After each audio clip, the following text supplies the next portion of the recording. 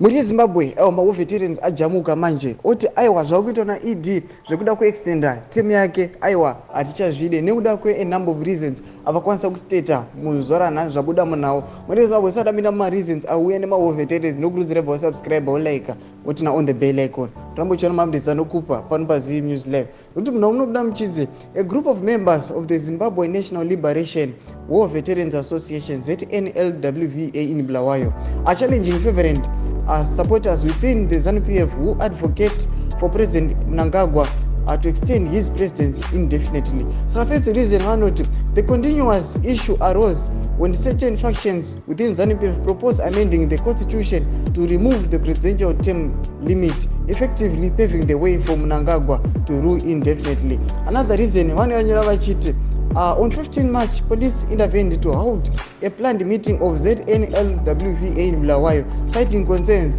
that the gathering could disrupt party unity. Saka ndo reasons anoiswa panapa nemawo veterans achichiti aiwa takuda kustopa idhi kuti apinde mu3rd term yake nekuda kutanga kuti aiwa akada kubvisa limit yekuti munhu anotonga kusvika matemu mangani.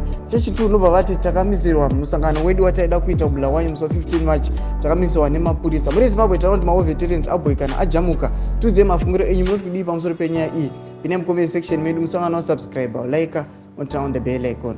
Tamuchona maupdates anokupa pano paZim News Live.